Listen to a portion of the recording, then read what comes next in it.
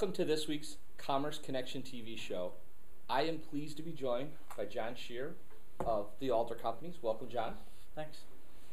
One of the things I always love about this weekly show that we do is we get to learn a little bit about our local businesses, and obviously the Alder Companies is a Dean food company. Tell us a little bit about Alder Companies and Dean, if you don't mind. Certainly. The Alder Companies is a company that's 90 years old this year. It was founded by my sister-in-law, Deb Alder. Her grandfather, Robert Alder, founded the company. He came from Switzerland. He looked all over the world. He had a degree in dairy science, and he looked at all over the world, and he picked two places, Wisconsin and New Zealand. So he came to Wisconsin in 1921, and he had told his family, if Wisconsin doesn't work out, we'll go on to New Zealand. Well, Wisconsin worked out. So that was 90 years ago. And he started a small dairy company in Elkhorn. Like, you know, in the 30s and 40s, many small towns in Wisconsin had their own dairy plants. And he actually had a dairy plant in Elkhorn, and they sent milk on the railroad. But the business evolved during World War II when the men went off to war. His son, George Alder, who passed away last February, that's Deb's father. Sure. He went down to a small company in Chicago called Dean Foods and said, could we ever get some of your product and distribute it? And they said, sure, you can distribute it. This was 1942, but because of the war, we may have to cut you off because there may not be enough milk supplies. Well, that was, how many years ago was that? A long time. Yeah, 69 years ago. Right. That was 69 years ago. And actually, during World War II,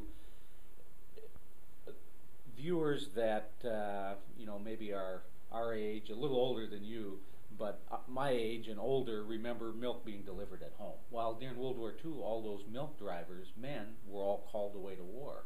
And Dean Foods decided, well, we're going to sell milk in grocery stores, which actually, it sounds like... Really? Yes. That's how because I always wondered how that transitioned from delivery to the home to the grocery store. That's interesting. World War II had a big part in it. So, and Dean Foods was one of the pioneers.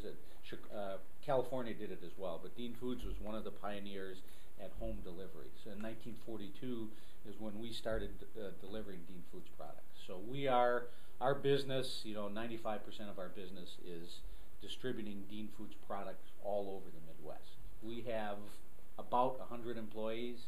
We have about 80 tractors and about 125 trailers, and our area stretches from the Minneapolis area down to southern Illinois, Indiana, Minnesota, and Wisconsin. That's basically our territory. And you handle the entire state of Wisconsin for Dean Food? Most of Wisconsin, yes. We have over 325 grocery stores that we deliver to.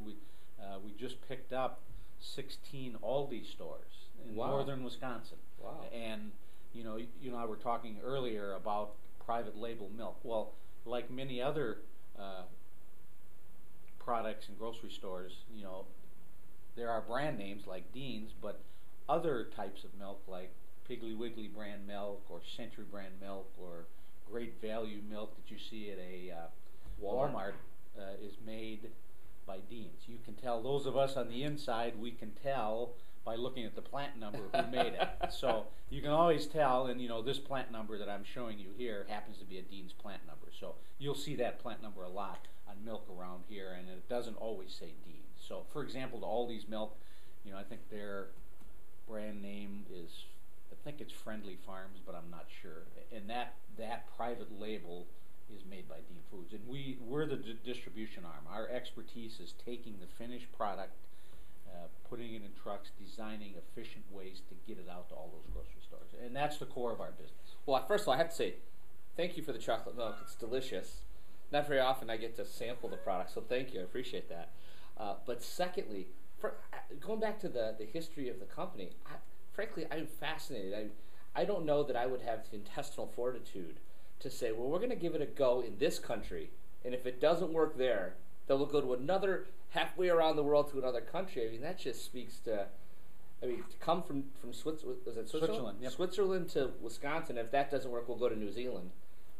Wow. That's amazing, isn't it? Yeah, it's an amazing story. I like to think that that's one of the things that makes America great. Imagine what it took to leave your country in the comfort of home in Switzerland and to step out here and go to a new country and start a business. But those are the kind of people that have made America great, and Sure. because we have opportunity.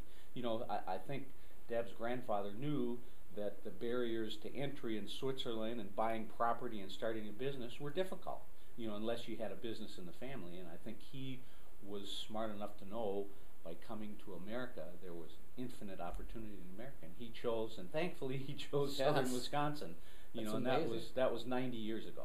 I just think like that whole process, like just hearing that story, that whole process of he didn't have the internet, right? He wasn't getting on the internet to do the research on No. where's the best place to raise dairy cattle and to handle the dairy industry. So for him to kind of know through whatever means of research he did back in that era that this is the place to come. I mean, obviously he had to do some research, and where he went to do that is impressive. Yep. And he made, I think we would agree that he made a great choice. I absolutely would agree. Now, the other thing I think is cool is John and I know each other from several different organizations, and I remember one of the organizations that we were at, I said, John, I have to apologize to you because, you know, we do our shopping in a lot of different stores, and we don't always buy Dean milk. And so he said, well, what's the name of the brands that you buy? And so I mentioned a couple, and he goes, oh, those are our milk too. That's our stuff too. So instead of feeling guilty, he let me off the hook, and I appreciate that, so thank you. You're welcome. Speaking of organizations, you have recently received a pretty amazing opportunity within the Rotary organization. Why don't you tell us a little bit about that?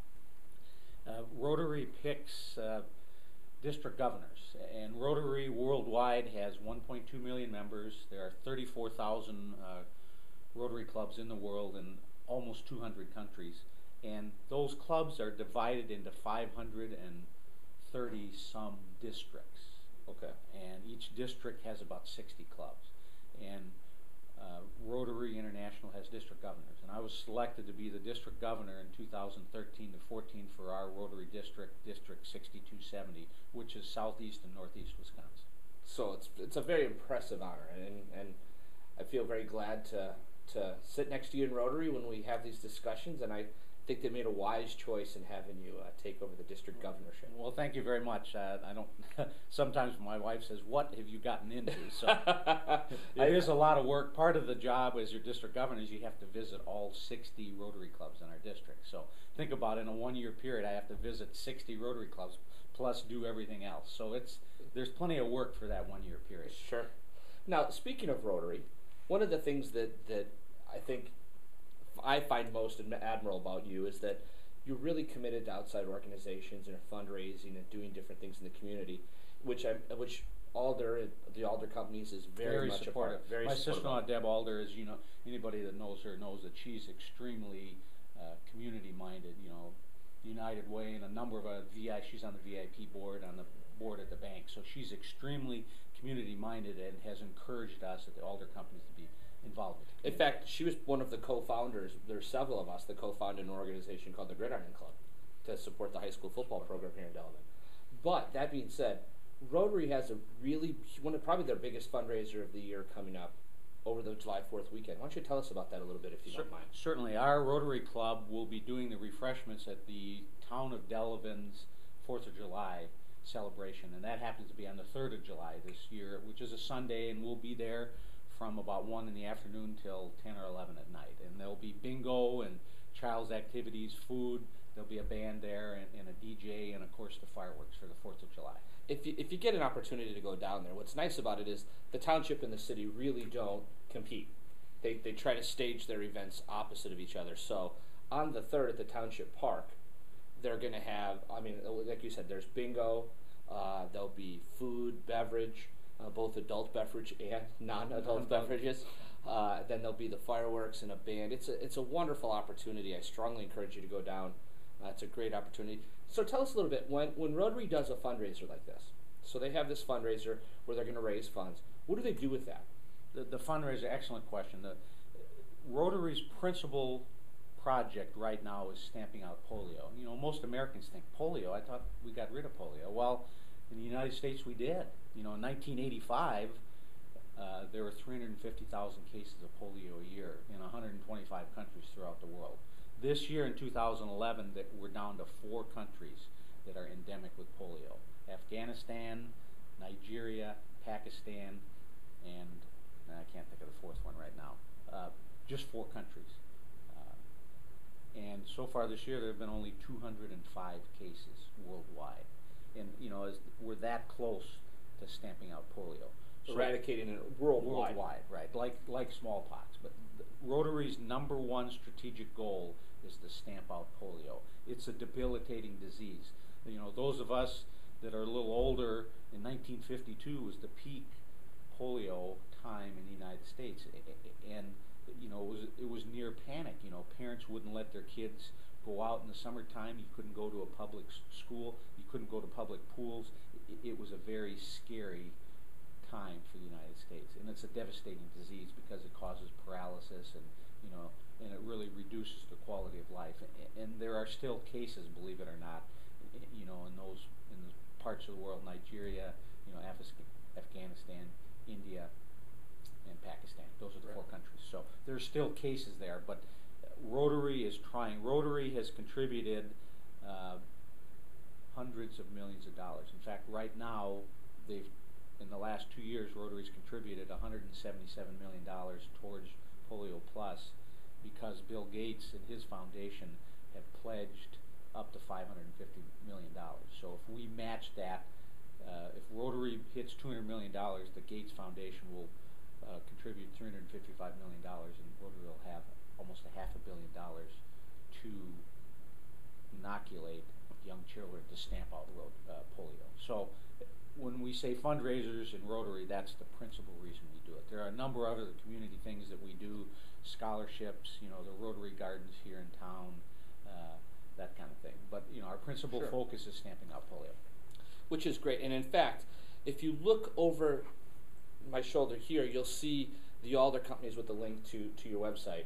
But below here, you'll see a Facebook fan page that you could click on to learn more about Rotary. Right? We have a Rotary Facebook fan page. Yep. Click on that, friend it, like it, learn more about Rotary if you're interested.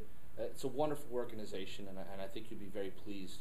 We meet on Mondays from 11 to 1, or 11. Excuse me, from noon to 1. Excuse me.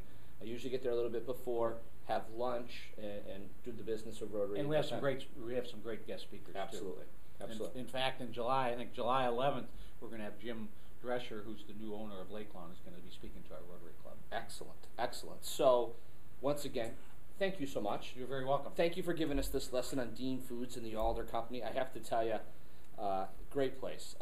The milk is great. I mean, obviously, as I'm drinking it here, you're seeing how much I'm enjoying it. So that I can't give a higher endorsement than actually using their product as well as I do.